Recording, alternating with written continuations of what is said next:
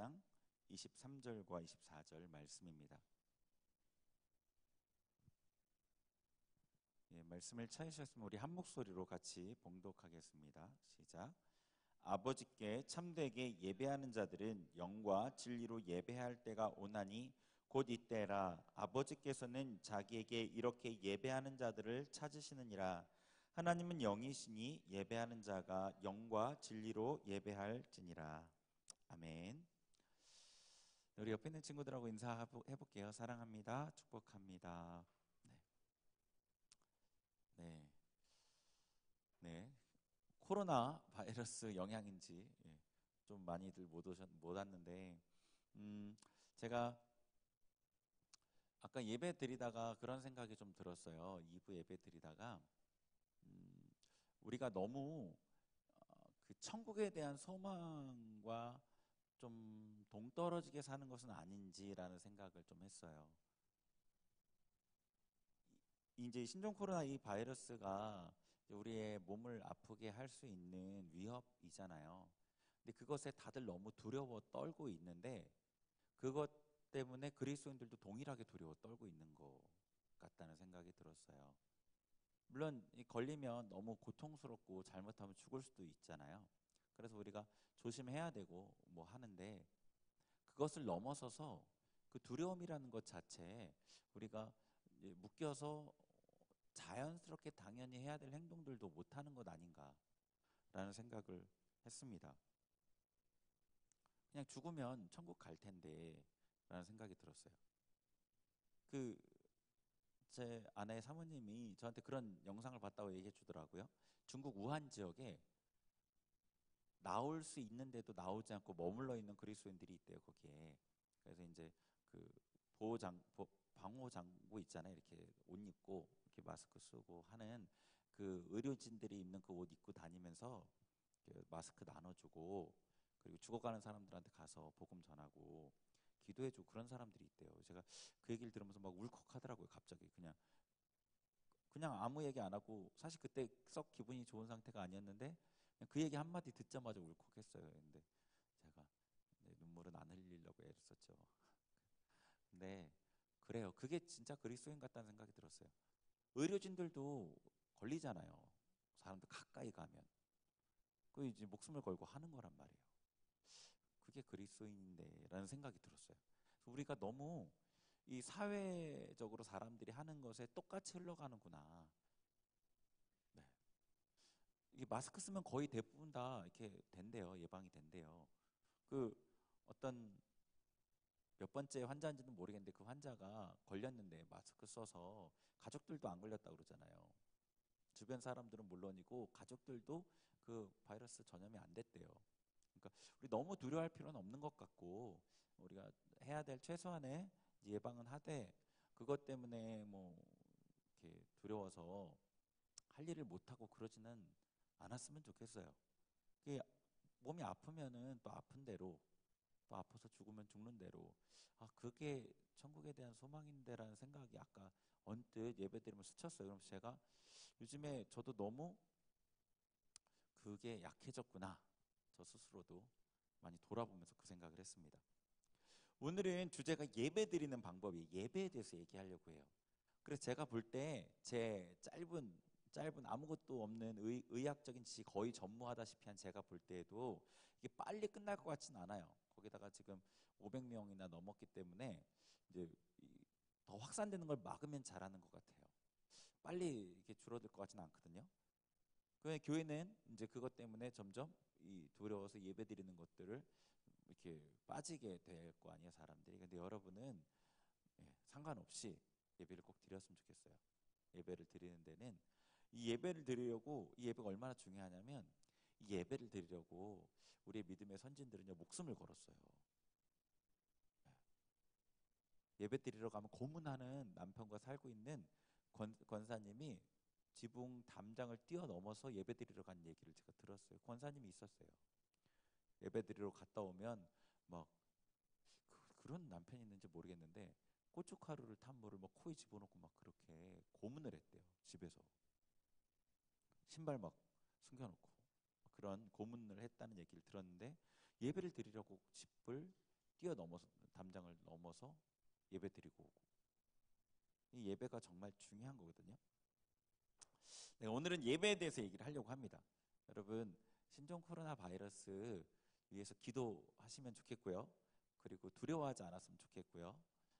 뭐 여러분, 우리가 해야 될 최소한의 예방, 마스크 쓰고 다니고 괜찮습니다. 근데 그것 때문에 뭐 할 일을 못 하지는 않았으면 좋겠어요. 네. 우리는 믿는 사람하고는 다르게 사는 거예요. 저도 이제 상식에 대한 것들을 되게 많이 생각을 하다가 보니까 예전에 우리 그 믿음의 선배들이 했던 그 진짜 막 믿음, 뭐 약간 이건 비상식적인 것 같은 그 있잖아요. 믿음으로 하는 막 그런 거 있잖아요. 무식하게 막 그런 모습이 너무 없어진 거 아닌가 이런 생각이 또 들었어요. 그래서 여러분 너무 두려워하지 마시고, 네, 예배 자리는 꼭 지키시고 하나님을 만나는 시간이 되시길 바랍니다. 네, 우리 같이 말씀 볼 텐데요. 자, 오늘 4장 23에서 24절에 여러분 유명한 말씀이죠. 예배를 어떻게 드리는지를 말씀하셨어요. 예배를 어떻게 드리는지. 자, 23절, 24절 한 번 더 읽어보죠. 시작. 아버지께 참되게 예배하는 자들은 영과 진리로 예배할 때가 오나니 곧 이때라. 아버지께서는 자기에게 이렇게 예배하는 자들을 찾으시느니라. 하나님은 영이시니 예배하는 자가 영과 진리로 예배할지니라. 아멘. 자, 보시면 23절에 안타까운 말씀이 나와요. 아버지께서는 자기에게 이렇게 예배하는 자들을 찾으시느니라 라고 하셨어요. 이 찾는다는 거는 널려 있고 흔한 것을 찾는 게 아니죠. 그러니까 이 하나님 앞에 정말로 하나님 받으실 만한 예배를 드리는 사람은 그렇게 많지가 않은 거예요. 이 당시에도 하나님의 말씀대로 예배를 드리는 사람들이 많았잖아요. 그렇죠? 그 예배는 뭐 예수님의 이름이 없어서 안 받아지는 예배냐? 아니에요. 그 예배도 받아지는 예배예요. 동물의 피를 믿음으로 하나님 앞에 드릴 때 그걸 예수님의 피로 하나님께서 예표로 받으셔서 받아지는 예배였다고요. 그러니까 구약에서 드려진 예배 가운데도 성령께서 그 임재하셔서 성전에 서 있을 수 없는 그런 영광들이 나타났던 거죠. 하나님께 드리는 이때도 하나님께 예배를 드리는 자들이 있었어요. 근데 그 예배자, 참된 예배자를 하나님 찾으시고 계시고 지금도 찾으시고 계셔요. 근데 하나님께 참된 예배가 어떠냐면 24절에 하나님은 영이시니 예배하는 자가 영과 진리로 예배할지니라 라고 말씀하셨어요. 이게 예배 드리는 방법이죠. 하나님께는 하나님께 합당한 것만 받아들여져요. 그것은 하나님이 뭐 까칠해서라는 게 아니라 그분의 그 온전함과 관련되는 온전함이 드려져야지 받으실 수 있는 거예요. 이 하나님께 드리는 예배도 하나님의 방법대로 드려져야지 받아들여져요. 그 부분을 같이 나눠보려고 합니다. 자, 여기 4장에 수가성 여인이 나오죠. 4장의 내용은 좀 잘 아실 거예요. 예수님께서 사마리아를 통과해서 지나가시게 되는데 갈릴리 지역 가실 때 거기에 수가라는 동네에 이르렀어요. 그래서 우물 곁에 계시고 제자들에게는 먹을 것을 좀 사러 가라 라고 보내신 그 사이에 그 정오 시간에 한 여인이 물을 길러 나오고 그 여인과 예수님이 대화를 나누죠. 그 대화를 나누는 가운데 예수님께서 보통 사람이 아니라는 걸 이 여인이 알았어요. 남들이 잘 모르는 거에 대해서 아는 거예요. 자기만 하는 개인적인 문제에 대해서 아는 거예요. 선지자라는 것을 알고 수가성 여인은 예수님께 묻고 답을 얻고 그리고 해결되었습니다. 그 삶의 문제가. 자, 이제 수가성 여인의 문제에 대해서 한번 봐볼게요. 어떤 문제를 갖고 있었는지. 7절, 4장 7절 봐볼게요. 7절 같이 읽겠습니다. 시작. 사마리아 여자 한 사람이 물을 기르러 왔음에 예수께서 물을 좀 달라 하시니. 아멘. 자, 이때가 6절에 보면 맨 뒷부분에 6시쯤 되었더라 돼 있죠. 이때는 정오잖아요. 정오. 그럼 이 중동 집안의 정오는 다들 바깥 출입을 하지 않는 너무 뜨거운 시간이에요. 근데 이때 이 여자가 물을 길러 왔어요. 그러니까 사람들을 피해서 온 거죠. 그렇죠? 그러니까 이 여자는 사람들을 피하는 지금 상황이에요. 사람들이 있는 곳에 가고 싶어 하지 않는 사람이에요. 자, 그리고 9절도 한번 봐볼게요. 9절 읽어보죠. 시작. 사마리아 여자가 이르되 당신은 유대인으로서 어찌하여 사마리아 여자인 나에게 물을 달라 하나이까 하니 이는 유대인이 사마리아인과 상종하지 아니함이로라. 아멘. 자, 여기 예수님께서 그 여자한테 물을 좀 달라, 물을 좀 주세요라고 했더니 이 여자가 대답이 왜 물을 달라고 하냐라고 하면서 굉장히 까칠하게 대답해요. 뭐 이제 유대인이라는 걸 알아서 그랬기도 하지만 이 여자는요, 사람들과의 관계가 깨어져 있었고 그의 마음도 편치 않았기 때문에 이렇게 상대방에게 부드럽게 대할 수 없는 그런 상태였던 거예요. 6절을 보면은 잠시만요. 네. 자, 그리고 이 여인에 대해서 15절을 한번 봐보죠. 16절 봐보죠. 16절 시작. 이르시되 가서 내 남편을 불러오라. 17절. 여자가 대답하여 이르되 나는 남편이 없나이다. 예수께서 이르시되 내가 남편이 없다 하는 말이 옳도다. 아멘. 18절에 이렇게 얘기하시죠. 남편 5이 있었고 지금 있는 자도 남편이 아니다. 잘 아시는 것처럼 이 여인은 5명의 남자와 결혼을 했고 이혼을 반복했어요. 그리고 지금은 동거를 하고 있는 상태예요. 그러니까 이 여인의 삶에 어떤 만족이 없었죠. 이 남편과 만나서 버림받고 또 다른 남자를 만나서 버림받고 이런 삶을 계속해서 살았어요. 그래서 아마 그에게는 죄책감이 되게 컸을 거예요. 사람들이 그를 보고 손가락질을 많이 했겠죠. 그래서 사람들을 피하고 살고 있었어요. 15절 한 절 더 볼게요. 15절 한 절. 시작. 여자가 이르되 주여 그런 물을 내게 주사 목마르지도 않고 또 여기 물 길러 오지도 않게 하옵소서. 아멘. 이 여자가 이 예수님께서 나는 너한테 영원히 목마르지 않는 물을 준다 라고 하니까 뭐라고 대답을 하냐면 동문서답 같지만 다시는 내가 물을 길러 오지 않게 해주세요 라고 얘기해요.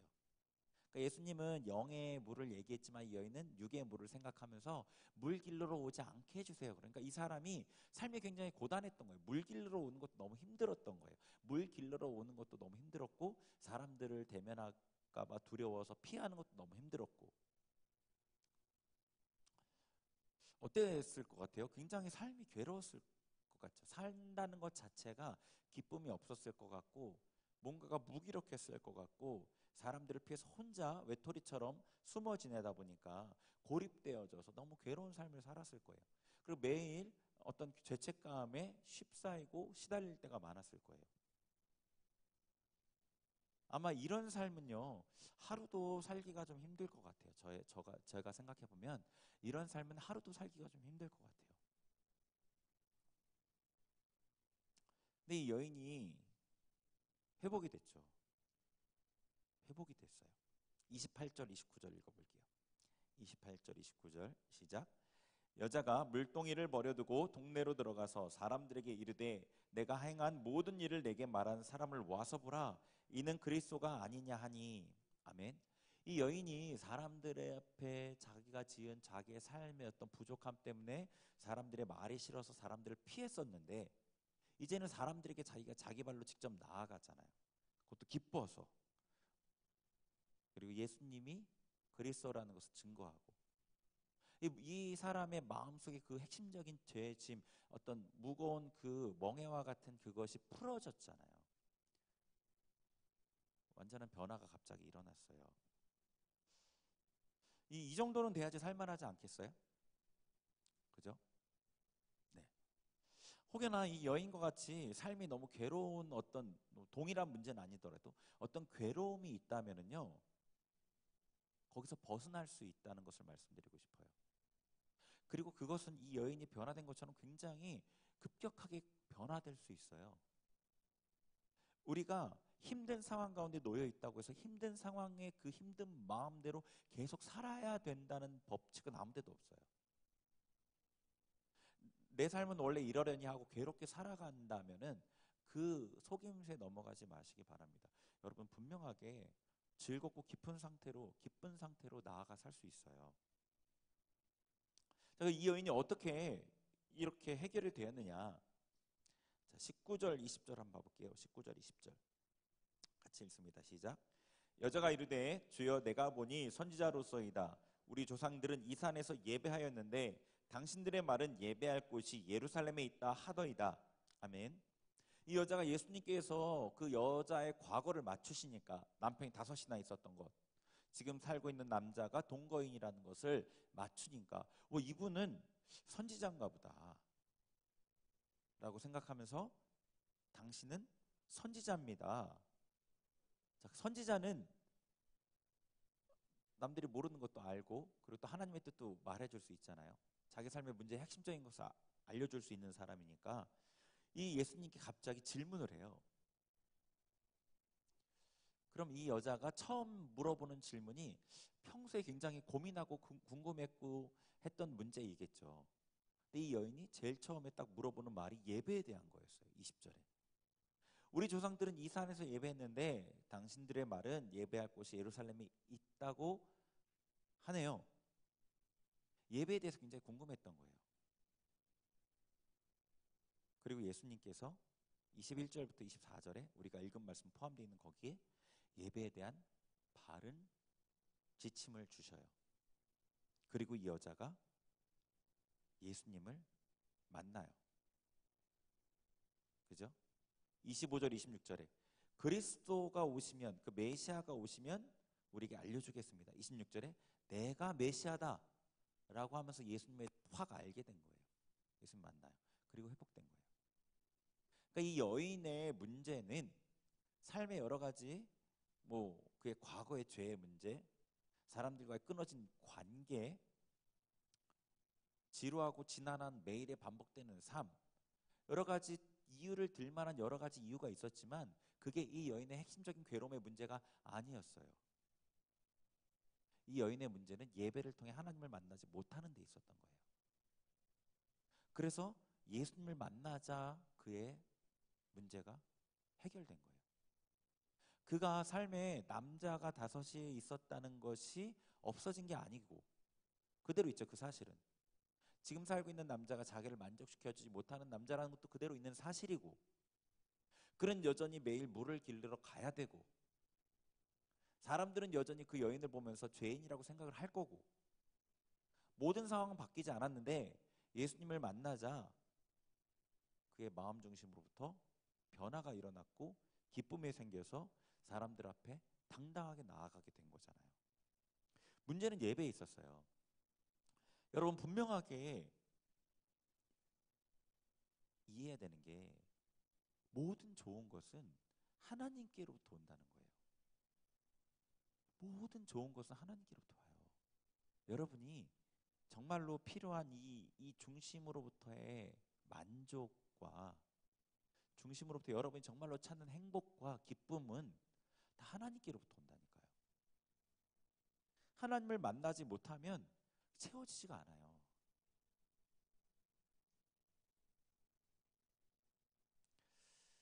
삶의 목적이 뭐죠? 삶의 목적이 뭔가요? 하나님의 영광, 하나님을 즐거워하고 하나님께 영광을 돌리는 그 목적 알죠? 그런데 우리 편에서 한번 생각을 해보세요. 우리를 그렇게 창조하셨고 그런 도구로 우리 편에서 삶의 목적이 뭐예요? 행복이에요. 그렇죠? 모든 피조물들은요, 사람뿐 아니라 고통을 피하고 기쁨을 추구해요. 그게 자연스러운 거예요. 타락해서 그런 게 아니라 그게 자연스러운 하나님의 창조의 방향이라고요. 근데 그 기쁨들은요, 예수님을 만나야지만 받을 수 있는 거예요. 다른 모든 기쁨은 다 모조품이에요. 우리 요한복음 15장 한번 봐볼게요. 15장. 성경에 우리의 존재의 목적에 대해서 여러 가지로 얘기하지만 또 이렇게 또 말씀하셔요. 15장 10절과 11절입니다. 요한복음 15장 10절과 11절 읽겠습니다. 시작. 내가 아버지의 계명을 지켜 그의 사랑 안에 거하는 것 같이 너희도 내 계명을 지키면 내 사랑 안에 거하리라. 내가 이것을 너희에게 이름은 내 기쁨이 너희 안에 있어 너희 기쁨을 충만하게 하려 함이라. 아멘. 하나님의 말씀을 지켜라 라고 해요. 하나님의 말씀을 지켜라. 그 이유는 너희도 나처럼 기쁨이 충만하게 하려고 하는 거다 라고 얘기하시는 거예요. 그러니까 예수님께서 우리가 하나님의 말씀을 지켜서 하나님의 영광을 돌려야 한다는 걸 부정한 게 아니라 우리 편에서 하나님의 말씀 안에 거하고 그분의 사랑 안에 거하면 우리 안에 하나님께서 주시는 그 기쁨이 충만해진다라고 동기부여를 하신 거라고요. 우리가 기쁨을 추구하고 나의 삶의 행복을 추구하는 게 잘못된 게 아니라 그 방향이 잘못됐을 때 잘못되는 거예요. 하나님께로부터 오는 행복이나 기쁨이 아니라 썩어질 것을 통해서 오는 일시적인 행복과 기쁨을 추구할 때 문제가 되는 거라고요. 그것은 우리를 하나님께로부터 오히려 멀어지게 만드는 거거든요. 우리 삶의 사실은 문제들은 이 예배의 회복과 관련돼 있어요. 그러니까 근본적으로 예수님을 만나서 그분께 공급을 받아야 되는 거고, 그분을 만나는 것은 예배를 통해 가능한 거예요. 그래서 저는 이 예배를 교회에서 드려지는 예배만으로 국한하는 건 아니에요. 여러분이 하나님 앞에 나아가서 하나님을 만나는 모든 활동을 얘기하는 거예요. 개인의 경건을 통해서 하나님을 만나는 것도. 그래서 예수님께서 예배 장소를 특정하지 않으셨어요. 여기서도 아니고 저기서도 아니라고 얘기하셨어요. 예배 장소를 특정하지 않으셨어요. 그러면 이 교회에서 드려진 예배는 뭐냐? 이건 공동체로 하나님께 나아가는 거예요. 이때 주시는 또 다른 그 은혜가 있고요. 공동체를 통해서 하나님께 나아갈 때. 그리고 또 공동체의 모임은 또 공동체 안에서 서로가 서로를 세워가는 이 상호 간의 사랑의 어떤 교제의 핵심이 되게 중요한 부분이 있어요. 그러니까 교회 공동체의 존재 이유는 아주 명확해요. 정말 중요해요. 공동체 안에 속하는 것은. 저는 이 예배의 어떤 근본적인 부분에 대한 얘기를 나누려는 거예요. 자, 그러면은 이 예배가 온전한 예배를 드리기 위해서 어떻게 예배를 드려야 되냐? 여러분이 교회에서 나와서 드린 예배도 마찬가지고, 여러분이 개인적으로 하나님께 나아가 드린 예배도 마찬가지고, 어떠한 방법으로 드려야 되느냐라는 거죠. 자, 4장 24절 한 번 더 읽어볼게요. 요한복음 4장 24절. 예수님께서 분명하게 말씀해 놓으신 방법을 보겠습니다. 시작. 하나님은 영이시니 예배하는 자가 영과 진리로 예배할지니라. 아멘. 자, 하나님이 영이시기 때문에 예배하는 사람은 영과 진리로 예배해야 된다는 거예요. 다른 방법의 예배는 하나님께 받아들여지지 않는다는 거예요. 이거는 이제 영어 성경으로 보시면 좀 더 잘 나와 있는데, 영 안에서 진리 안에서라고 돼 있어요. 영 안에서 예배드리고 진리 안에서 예배를 드리는 거예요. 영으로 예배드리는 것은 두 가지로 생각해 볼 수 있어요. 하나님이 영이시니까 영으로 예배드려야 되는 거죠. 하나님이 육체면 뭐 여기 육체를 갖고 있는 우리들이 모여 있잖아요. 그럼 우리들끼리는 영으로 교통하기가 어려워요. 그렇죠? 영으로 교통이 안 돼요. 말을 해야 되고 감정적인 것을 나눠야 되고 육으로 교통할 수밖에 없어요. 육으로 교통하고 혼적인 부분을 터치하면서 영으로 접근할 수는 있죠. 영으로 교통하기는 거의 안 된다고 봐요. 근데 하나님은 육이 없어요. 영이셔요. 그러니까 영으로 예배를 드려야 돼요. 그분 앞에는. 거듭난 영으로 예배를 드리는 거예요. 이 말은 거듭나지 않은 사람은 하나님께 예배 드릴 수 없다는 말과도 같아요. 거듭난 사람만이 하나님께 영으로 예배를 드릴 수 있다는 거죠. 거듭난 영으로. 그리고 이 영으로 예배 드린다는 이 말이 이제 원어로 보면은 사람의 영으로 해석할 수도 있고 성령으로도 해석할 수 있어요. 성령 안에서 예배를 드리라는 거예요. 우리가 하나님을 만나려면 어디에 나아가야 되죠? 하나님 어디 계시죠? 뭐 우리 중심에 있는데 구약의 이 성소를 한번 그러니까 성막을 한번 생각해 보세요. 하나님 어디 계셔요? 지성소에 계시죠. 그럼 우리가 지성소까지 나아가야 하잖아요. 하나님 또 어디 계시냐면 요한계시록 4장에 보면 하늘 거기 지성소가 있어요. 하나님 보좌가 있고 24장로들이 있고 천군 천사들이 있는 거기가 지성소군요. 하늘의 지성소. 이 땅의 이 성막은 하늘의 모형으로 지은 거예요. 그래서 그 모형이 그 모형대로 하늘에 온전하게 구현돼 있어요. 거기가 하나님 계시죠. 그리고 여러분 중심에 영 가운데 또 하나님 계시죠. 어떻게 나아가야 돼요? 어떻게 가야 돼요? 가는 길을 아세요? 저는 모르겠어요. 성령께서 여러분을 인도해 주셔야 돼요.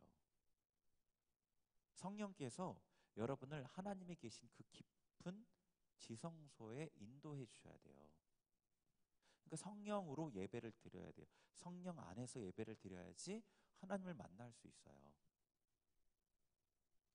자, 이 내용들이 진리로 드리는 예배를 볼 때 조금 더 명확해져요. 지금은 약간 모호한 느낌이 들 수 있는데, 자, 두 번째 방법이 진리로 예배를 드리래요. 자, 진리는 예수님께서 요한복음 17장 17절에 그렇게 얘기하셨어요. 아버지의 말씀은 진리니이다 라고 얘기하셨어요. 진리라는 거는 하나님 말씀이라고 보셔도 돼요. 자, 말씀 안에 드리는 예배예요. 말씀대로 하나님께 예배를 드리는 거예요. 자, 말씀대로 예배를 드린다. 그럼 예배 모형이었던 구약의 제사를 한번 생각해 보세요. 구약의 제사에는 어떻게 하나님 앞에 예물을 드리는지 방법이 나와 있었어요. 번제는 어떻게 드리고, 소제는 어떻게 드리고, 어떤 예물을 드리고, 어떤 방법으로 드리고, 그죠? 이게 말씀으로 예물을 드리는 방법이 구약에 나와 있었던 거예요. 그리고 그 모든 제사는 어디를 가리키고 있었냐면 예수 그리스도의 속죄로 인한 화목 제물을 가리키고 있었어요. 그러니까 말씀으로 예배를 드린다는 것은 말씀에 합당한 예물을 드리는 거예요. 온전한 예물. 뭐예요? 예수 그리스도의 피. 믿음으로 말미암는 화목 제물.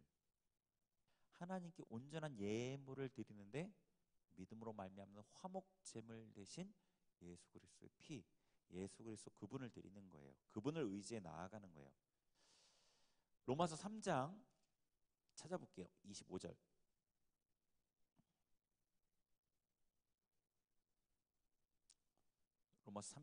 로마서 3장 25절. 같이 읽겠습니다. 시작. 이 예수를 하나님이 그의 피로써 믿음으로 말미암는 화목제물로 세우셨으니 이는 하나님께서 길이 참으시는 중에 전에 지으신 죄를 간과하심으로 자기의 의로우심을 나타내려 하심이니. 아멘. 이 예수를 하나님이 그의 피로써 믿음으로 말미암는 화목제물로 세우셨다고 하셨어요. 그러니까 하나님께 제물을 드리는데 예수 그리스도 그분의 대속 그 피가 화목제물 되는 거예요. 믿음으로 말미암는 화목제물이에요.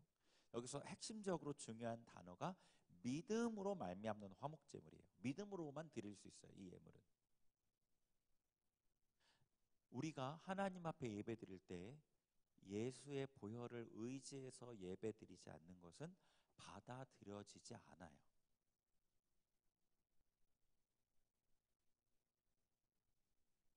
진리로 드린다는 것은 하나님의 말씀에 합당한 예물인데 하나님 말씀에 온전하게 합당한 예물은 예수 그리스도밖에 없어요.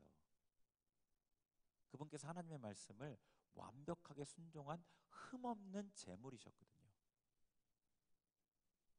두 번째, 진리로 예배를 드린다는 뜻은 로마서 12장 봐볼게요. 1절과 2절. 그럼 예수님의 그 보혈을 의지하는 것, 그것과 함께 이것이 같이 가야 돼요. 12장 1절과 2절입니다. 같이 읽습니다. 시작. 그러므로 형제들아 내가 하나님의 모든 자비하심으로 너희를 권하노니 너희 몸을 하나님이 기뻐하시는 거룩한 산 제물로 드리라. 이는 너희가 드릴 영적 예배니라. 너희는 이 세대를 본받지 말고 오직 마음을 새롭게 함으로 변화를 받아 하나님의 선하시고 기뻐하시고 온전하신 뜻이 무엇인지 분별하도록 하라. 아멘. 자, 1절에 영적 예배에 대해서 얘기하시는데 너희 몸을 산제물로 드리래요. 하나님께서 기뻐하신 산제물, 우리의 몸을.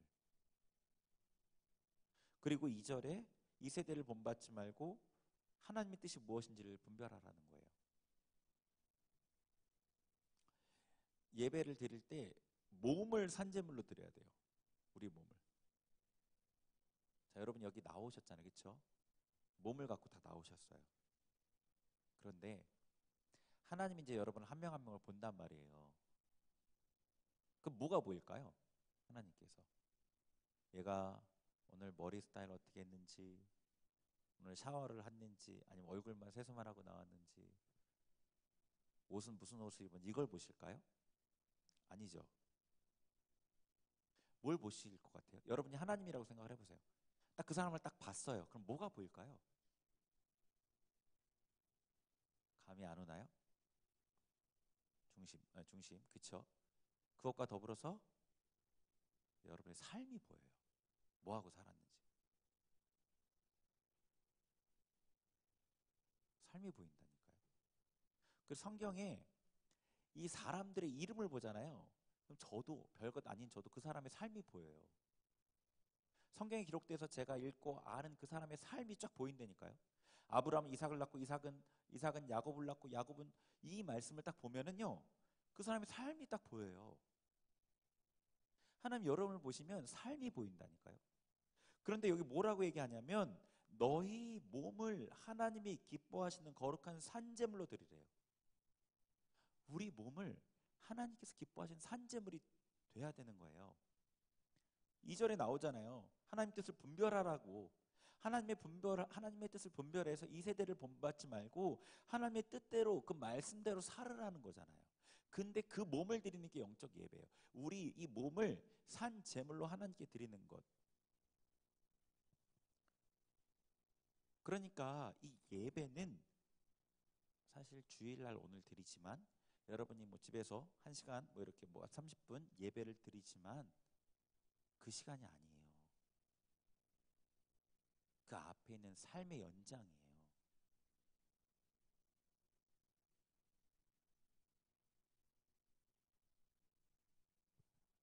십계명이 있잖아요. 1계명부터 10계명까지 있는데 1, 2, 3계명은 하나님께 대한 계명이에요. 5, 6, 7, 8, 9, 10은 사람들 간에 대한 계명이에요. 4계명이 뭔지 아세요? 안식일 계명이에요. 안식일을 기억하여 거룩히 지켜라. 근데 왜 4계명이 하나님께 대한 계명과 사람에게 대한 계명 중간에 있는지 아세요? 안식일 날 여러분이 하나님의 말씀, 하나님을 향한 말씀과 사람을 향한 말씀을 지킨 것을 결산하는 날이에요.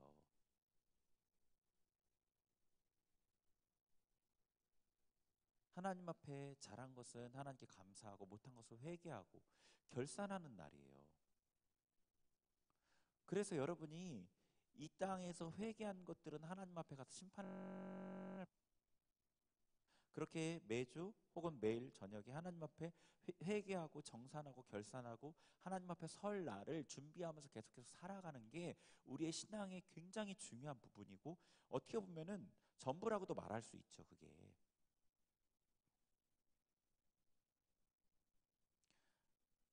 말씀에 순종한 삶을 예물로 드리는 거예요. 진리로 예배 드린다는 것은.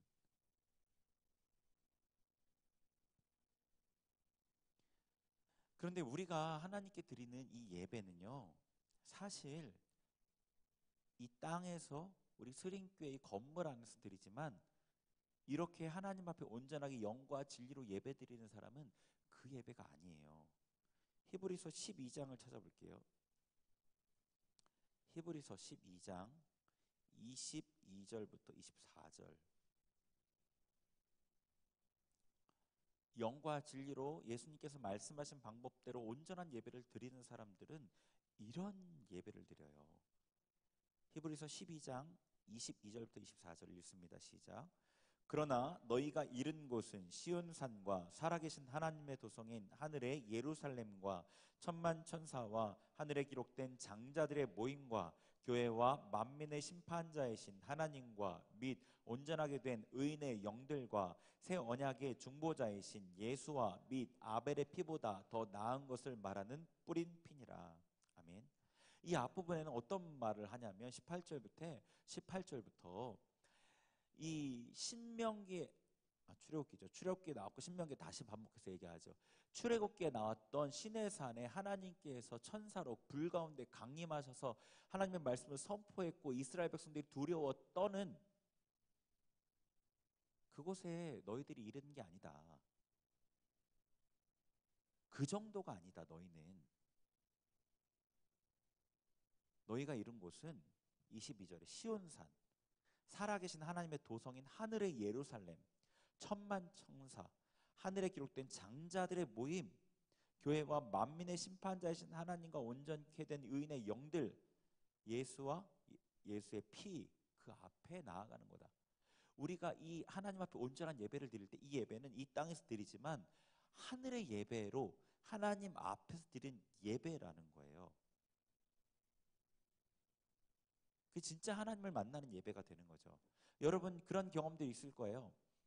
충만한 예배를 드리고 나서 뭐 수련회도 그럴 수 있고 뭐 교회에서 드리는 금요 기도회나 어떤 예배 때 굉장히 은혜가 풍성했었던 예배나 이런 경우에는 그 예배를 마치고 교회를 나서거나 그 장소를 떠나서 집을 돌아오는 길에 이런 느낌이 들었을 수 있어요. 어디 다른 나라에 갔다 온 것 같다. 다른 세계에 갔다 온 것 같다. 그런 느낌을 저는 종종 요 근래에는 많이 못 받았는데 종종 받았었어요. 하나님께 온전한 예배를 드리면 그곳이 내가 하나님께 예배를 드리는 곳이 이 땅에서의 예배가 아니라 정말로 하늘의 예배라는 것이 느껴진다니까요. 이상하다. 다른 곳에 갔다 온 것 같다.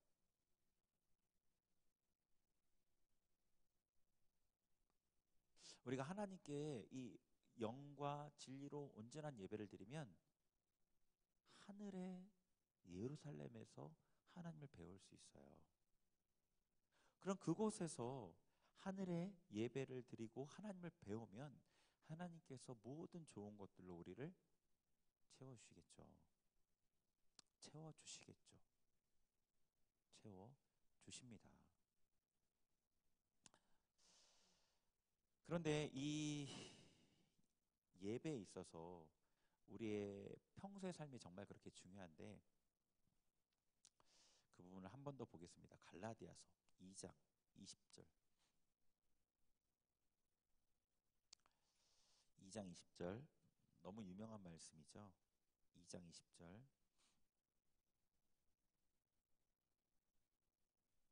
2장 20절 같이 읽겠습니다.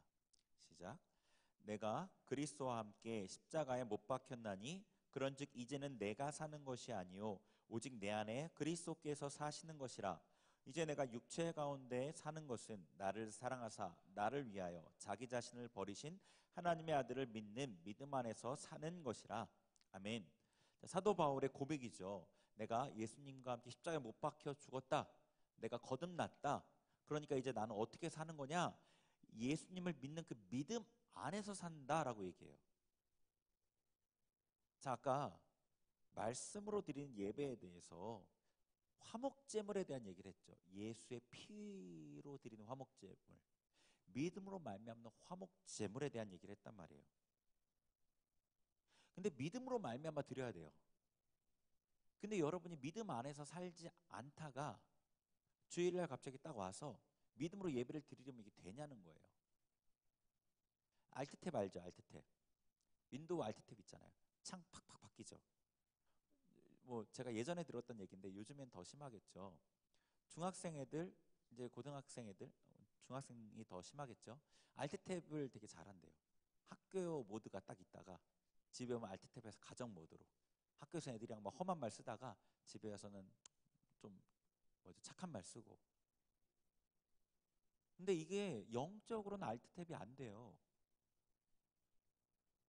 믿음 안에 살지 않다가 갑자기 와서 믿음으로 예배를 드리려고 하면 이게 안 된다니까요. 아까 말씀대로 사는 삶을 드린다고 했잖아요. 말씀대로 사는 삶이 뭐예요? 믿음으로 사는 게 말씀대로 사는 거잖아요. 구약처럼 바리새인들처럼 말씀의 조항을 막 몇백 가지를 만들어서 지키는 게 말씀대로 사는 게 아니잖아요. 그게 말씀대로 사는 게 아니잖아요. 믿음으로 사는 게 말씀을 이루는 거란 말이에요. 믿음은 율법을 세우느니라. 믿음대로 살면 하나님의 율법의 기준을 다 만족시키거든요. 믿음으로 사는 거예요. 믿음으로 사는 건 뭐예요, 그럼? 믿음에 거치는 것은 하지 않는 거예요. 여러분이 생각했을 때 이거는 믿음으로 볼 때 여러분 신앙 양심에 걸리고 하나님 말씀에 걸리고 하나님을 섬기는 데 걸리고 하나님을 사모하는 마음을 더 사라지게 만들고 하나님께서 보실 때는 별로 안 좋아할 것 같고 그 길로 안 가는 게 믿음으로 사는 거예요. 기본이 그게. 그렇게 살 때 예배를 드릴 때 하나님 앞에 믿음으로 예배를 드릴 수 있어요. 그래서 그렇게 살면은요, 그냥 주님 이름만 불러도 하나님 임재가 확 느껴져요. 그렇게 안 살 때 막 부러짓고 뜯어내고 막 이렇게 해야지 하나님 임재를 느끼는 거죠. 한 군데를 더 볼게요. 갈라디아서 5장 16절. 영으로 예배를 드리기 위해서는 이렇게 해야 돼요. 5장 16절 시작. 내가 이르노니 너희는 성령을 따라 행하라. 그리하면 육체의 욕심을 이루지 아니하리라. 아멘. 성령을 따라 행해야지 성령을 따라 예배할 수 있겠죠. 그러니까 지금 우리가 말세를 살고 있잖아요. 굉장히 많은 소문들과 많은 말들이 우리의 마음을 흔들어요. 뭐 지금 일어나는 일, 코로나, 또 신천지, 그런 것 때문에 주변 사람들이 여러분에게 하는 말들,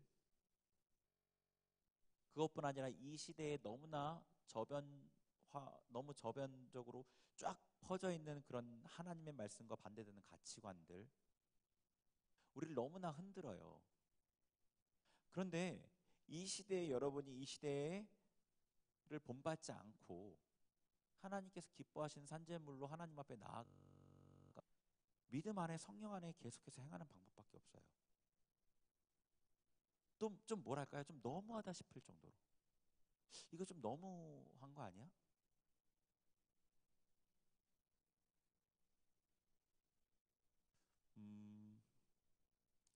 이 계시록에 보면은 이런 말씀이 있어요. 불의한 자는 그대로 불의하게 하고 거룩한 자는 그대로 거룩하게 하라. 무섭죠? 불의한 자를 끌어들여서 거룩하게 만드는 게 아니고 말세 때에는 불의한 자는 그대로 불의하게 하고 거룩한 자는 그대로 거룩하게 하라. 하나님의 심판이 가까울수록 그 전에는 모호했던 별로 잘 보이지 않았던 것이 명확하게 보이게 돼요. 저는 심판이란 단어는 쓰지 않겠어요. 제가 하나님도 아니고 하나님 뜻도 정확히 모르기 때문에. 그런데 제 짧은 시각으로 봐도 이 코로나 이 문제가 한 달, 두 달, 세 달 이렇게 두 달, 그러니까 한두 달은 최소 한 달은 가겠죠. 그러면서 교회 사람들이 빠지겠죠. 무서우니까. 거기서 벌써 구분이 되잖아요. 그럼 한 달 이상 교회 안 나오면 뭐 그렇게 믿음이 많지 않았던 사람들은 그다음 교회 안 가는 게 편하잖아요. 안 가고 싶잖아요. 우리가 믿음 안에 성령 안에 이 있는 것을 정말로 뭐랄까요? 노이로제 강박증 환자가 막 뭔가를 계속 해내지 않으면 너무 괴롭잖아요. 그런 것처럼 그렇게 강박증에 걸리라는 건 아니지만 하나님 안에 있기를 그렇게 힘써야 된다는 거예요. 그래서 하나님 안에 믿음 안에 성령 안에 계속 있지 않으면 어느 순간에 자기도 모르는 사이에 마음이 흐려지고 마음이 변질되어서 하나님도 멀리 느껴지고 천국은 더 멀리 느껴지고 믿음이란 단어는 그냥 성경에만 기록되어 있는 단어처럼 여겨지게 돼요. 그런 상태에서 드리는 예배는 하나님 받지 않으셔요. 죄송하지만 성경에 분명히 받는 예배와 받지 않으시는 예배가 있잖아요. 제가 창세기를 찾아보려다가 시간이 많이 가서 안 봤는데 창세기 4장에 아벨과 가인의 제사 중에 아벨의 제사는 받고 가인의 제사는 안 받으셨어요. 부정한 것은 하나님 안 받으셔요. 내가 아무리 하나님 자녀인데 해도 여러분이 예수님의 피로 정결하게 되고 예수님의 보혈을 의지하지 않으면 안 받아진다고요. 안 받아져요. 예, 그렇습니다. 그래서 우리가 온전한 예배를 드릴 때 하나님을 만날 수 있고요. 하나님을 만날 때 그분의 지성소 깊은 곳에 나아갈 때 하나님의 말씀이 들려요. 출애굽기 25장에서 모세에게 분명히 하나님께서 얘기하셨어요. 이곳에서 내가 내게 이스라엘 백성에게 이를 말을 일러주리라라고 얘기하셨어요. 지성소 하나님 앞에 나아갈 때 하나님 음성이 들려요. 하나님 음성이 듣고 그 말씀에 힘입어서 바르게 갈 길을 알고 그 말씀에 힘입어서 여호와의 말씀은 영혼을 소성시킨다 하셨어요. 영혼이 살아난단 말이에요. 그 말씀을 들어야지. 우리가 그 말씀을 듣지 못하고 하나님께 온전한 예배가 드려지지 않는데 아무리 기도하고 아무리 내가 성경을 봐도 영혼이 잘 살아나지 않아요. 하나님 앞에 진짜 나아가서 그분의 음성을 들을 때 우리 영이 살아요. 그럼 어떻게 돼요? 영이 살면 그 다음에 범사가 잘 되고 강건해지는 길로 가죠. 요한 3서 1장 마지막으로 한 절도 볼게요. 요한 3서 1장 2절.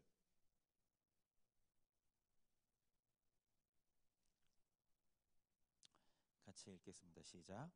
사랑하는 자여, 내 영혼이 잘됨 같이 내가 범사에 잘되고 강건하기를 내가 간구하노라. 아멘. 자, 어떤 분은 이 말씀을 갖고 기도 아니냐, 이걸 가지고 뭐 그렇게 이걸 어떤 원리처럼 주장할 수 없다, 뭐 이런 분도 있었어요. 근데 제가 말씀드리기는 바울이 하나님의 뜻에 거치는 반대되는 것을 구하지 않았다고 말씀드리고 싶고, 하나님의 뜻에 거치는 기도였다면 성경에 기록되지 않았다고 말씀드리고 싶어요. 이거는 하나님께서 이렇게 하길 원하시는 기도예요. 영이 잘 되고 그 다음에 영이 잘 됨으로 인해서 여러분의 혼적인 부분, 생각과 감정이나 이런 부분이 변화되면 그 다음에 일이 잘 될 수밖에 없어요. 혼의 부분이 망가져 있고 이 영적인 공급이 없어서 까칠했던 그 수가성 여인이 마음이 기쁨이 넘치면 관계가 회복되게 되죠. 관계가 회복되면 왜 일들이 안 되겠어요? 그리고 강건해지죠.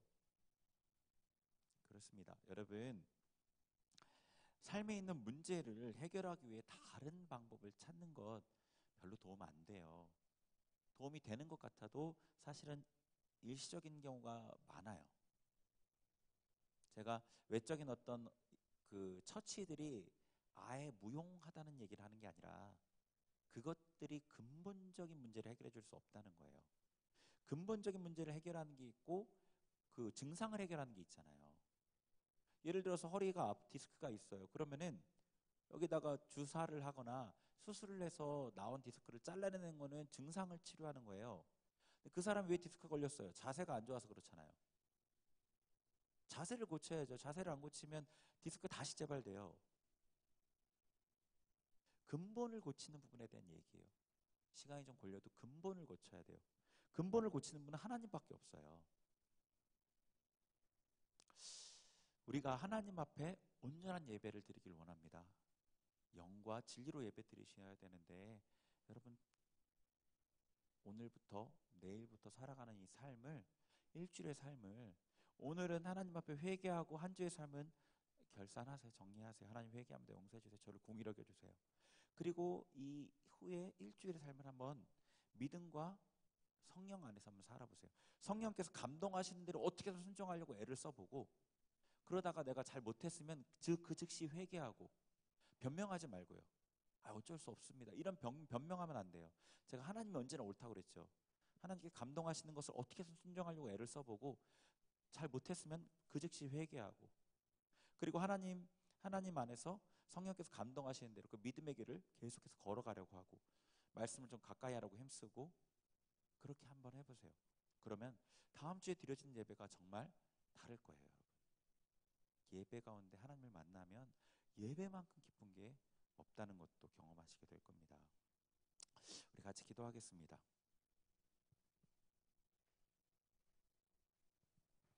우리 기도하실 때 우리 말씀 가지고 먼저 회개하길 원합니다. 하나님 앞에 우리가 그 이전에 드렸던 하나님께 합당하지 않는 예배들, 눈멀고 흠있고 절고 부정한 우리의 삶을 하나님 받으시라고 드렸던 그 예배들을 회개하길 원합니다. 하나님께서 말라기에 이렇게 말씀하셨습니다. 그것을 방백에게 갖다 줘 봐라. 그들이 그것을 간합하겠느냐? 받는 것이 정말 가당치나 하겠느냐? 세상 왕도 받지 않는 것을 나에게 받으라고 주었냐? 우리 하나님 앞에 우리가 드렸던 헛된 예배들, 우리의 삶을 돌아보지도 않고 회개하지도 않고 너무나 당연하다고 드렸던, 그리고 받을 거라 생각했던 그 헛된 예배들에서 먼저 회개하길 원합니다. 우리 같이 하나님 앞에 회개하겠습니다. 하나님 아버지 회개합니다. 하나님 주님 앞에 아버지 우리가 하나님 앞에 예배라며 드렸던 모든 아버지 헛된 행위들을 회개합니다. 하나님 앞에 믿음으로 행하지도 않았고 하나님의 말씀을 따라 행하지도 않았고 성령을 따라 행하지도 않았고 예수님의 공로를 의지하지도 않았던 아버지 주님 헛되고 헛됐던 나의 예배들을 아버지 회개합니다. 하나님을 만월히 여기며 아버지 내가 드리면 아무 것이라도 받을 줄 알고 하나님 앞에 나아갔던 우리의 모습들을 회개합니다. 하나님 용서하여 주옵소서. 하나님 용서하여 주옵소서. 하나님 용서하여 주옵소서. 아버지 주님을 아버지 존중하지 못했던 우리의 삶을 아버지 우리의 모습을 회개합니다. 우리의 삶을 회개합니다. 우리의 예배를 회개합니다. 주님 용서하여 주시고 정결하게 하시고 우리를 깨끗게 하여 주옵소서. 회개하는 중심으로부터 회개한 우리의 심령을 예수 보혈로 정결케 하여 주옵소서.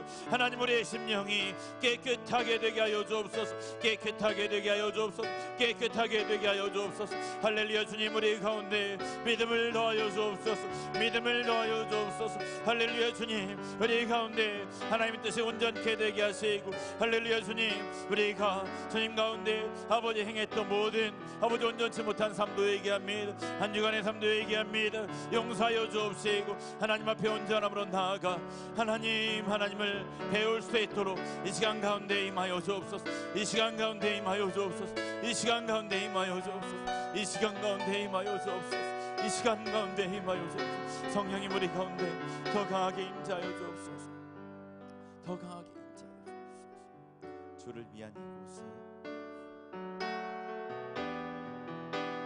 우리 하나님 앞에 마음을 다해 찬양하겠습니다. 주를 위한 이곳에 예배하는 자들 중에 그가 찾는 이 없어 주님께서 슬퍼하시네. 주님이 찾으시는 주님이 찾으시는 그 한 사람 그의 배차 내가 그 사람 되기 간절히 주께 예배하네. 주내로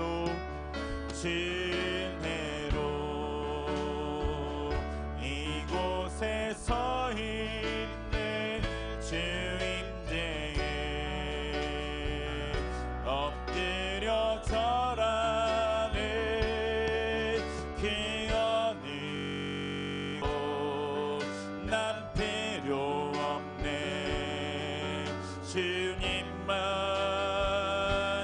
경배해. 주내로 이곳에 서 있네. 주 임재에 엎드려 절하네. 그 어느 것도 난 필요 없네. 주님만 경배해. 우리 계속 기도하겠습니다. 하나님 제가 이제 주님 앞에 온전한 예배를 드린 예배자로 서기를 원합니다. 성령을 따라 행하겠습니다. 믿음 안에 행하겠습니다. 하나님 우리의 결단 가운데 하나님 성령으로 능력으로 임하여 주셔서 이 결단대로 살아갈 수 있도록 역사옵소서. 우리가 주님 앞에 간절하게 하나님 뜻대로 살길 원하는 그 우리 마음의 간절한 만큼 하나님 앞에 간절하게 주의 이름 부르며 같이 기도하겠습니다. 같이 기도합니다. 주여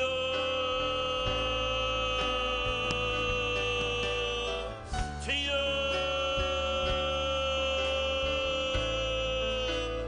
주여 주님 우리 가운데 아버지 우리 가운데 임하여 주옵소서. 성령을 따라 행하기를 원하고 믿음 안에 살아가기를 원하는 우리의 결단 가운데, 우리의 마음의 손 가운데 성령께서 역사하여 주옵소서. 은혜를 더하여 주옵소서. 능력을 부어 주옵소서. 하나님의 뜻대로 살아갈 수 있도록, 하나님의 있도록 우리의 삶을 붙들어 주옵소서. 성령께서 우리의 마음 심령을 주장하여 주시고 예배마다 주님 앞에 깊이 나아가 보좌 앞에서 하나님의 얼굴을 배우고 하나님의 음성을 듣고 하나님의 말씀을 들어 살아나는 예배가 될 수 있도록, 그런 예배를 드리는 예배자가 될 수 있도록 우리 가운데 역사하여 주옵소서. 하나님께서 찾으시는 그 예배자가 내가 되길 원합니다. 아버지, 내가 그 예배자가 되길 원합니다. 세상이 아버지 하나님을 떠나고 매혹하며 많은 그리스도인들이 하나님을 배신하고 떠나가지만 아버지, 나는 주님 앞에 온전한 자로 서길 원합니다. 주님, 내 안에 임하여 주옵소서. 나를 세워 주옵소서. 나의 삶을 붙들어 주옵소서. 주여 아버지, 주여 아버지, 나의 삶을 붙들어 주옵소서. 하나님, 내가 주님의 사람이 되길 원합니다. 내가 하나님께 영광을 돌리는 삶이 되길 원합니다. 주여, 나의 삶을 온전케 하여 주시고 아버지, 나를 온전히 세워 주옵소서. 주님의 임재 가운데 살아가게 하시고 주님 믿음 안에 살아가게 하시고 믿음으로 살아가게 하여 주옵소서. 성령의 인도함을 쫓아 살아가게 하옵소서. 주님, 우리를 붙들어 주옵소서. 주님, 나를 붙들어 주옵소서. 나를 붙들어 주옵소서. 나를 붙들어 주옵소서. 주여 아버지, 주여 아버지, 주님, 우리를 붙들어 주옵소서. 우리를 인도하여 주옵소서. 우리 가운데 역사하여 주옵소서. 할렐루야. 주님, 주님, 할렐루야. 가루아라. 아버지, 도와주옵소서. 아버지, 도와주옵소서. 아버지, 인도하옵소서. 아버지, 인도하옵소서. 할렐루야. 주님, 인도하옵소서. 할렐루야. 주님, 인도하옵소서. 할렐루야. 인도하옵소서. 주여, 주 은혜로, 주 은혜로 이곳에 서 있네. 주 임재에 엎드려 절하네. 그 어느 것도 난 필요 없네. 주님만 경배해. 주 은혜로, 주 은혜로 이곳에 서 있네. 주 임재에 엎드려 절하네. 그 어느 것도 난 필요 없네. 주님만 경배해. 우리 한 번 더 기도하겠습니다. 여러분, 마음을 좀 돌아보세요. 혹시 우리 안에 욕심들이 아직도 중심에 자리 잡고 있지 않은지 돌아보길 원합니다. 저 사람은 저런 좋은 차를 타는데 왜 나에게는 없나? 저 사람은 저렇게 좋은 집에 사는데 왜 나는 그렇지 못하지? 저 사람은 저렇게 좋은 물건을 갖는데 왜 나는 갖지 못하지? 혹시 우리 안에 그런 마음들과 그런 욕심들이 그대로 자리 잡아 주님의 자리를 대신하고 있지 않은지 모르겠습니다.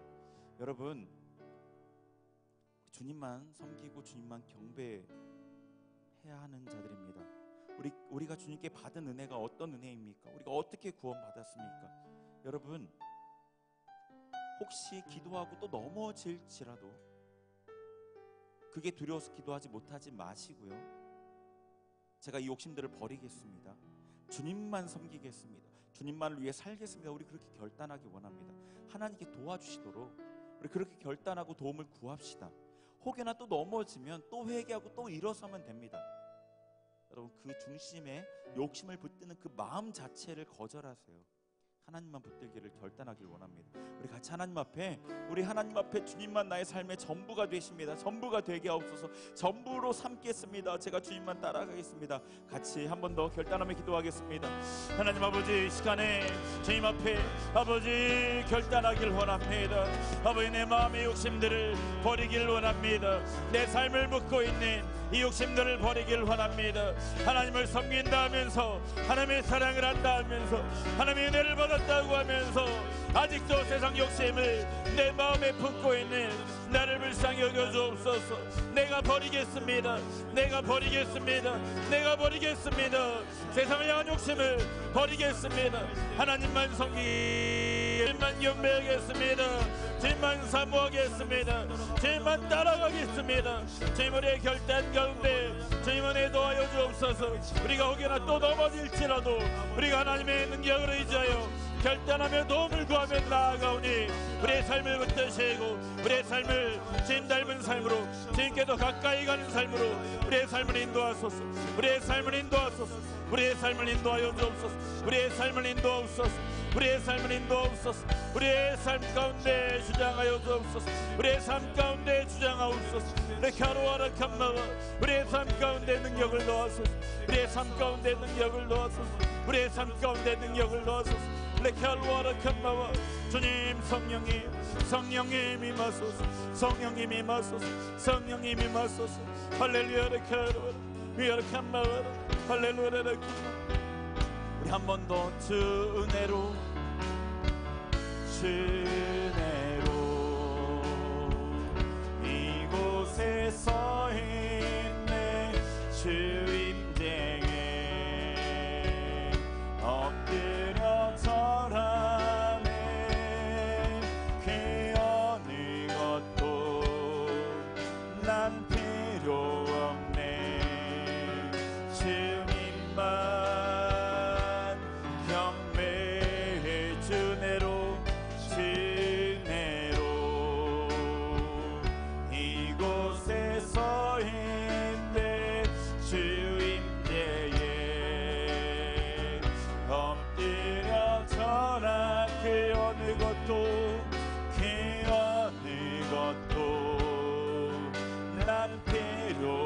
주님만 주님만 경배해. 하나님, 주님 앞에 우리의 삶을 드리며 하나님의 도움을 간구하며 기도한 우리의 기도를 들으신 줄 믿습니다. 하나님께서 우리 각자의 삶 가운데 능력으로 역사하시고 우리의 힘으로는 하나님을 온전히 섬길 수 없지만 하나님의 능력이, 하나님의 사랑이, 예수님의 그 십자가 공로가 우리를 온전히 하나님을 섬길 수 있도록 하게 하실 줄 믿습니다. 감사드리며 예수님의 이름으로 기도합니다. 아멘. 우리 다 같이 일어나셔서 봉헌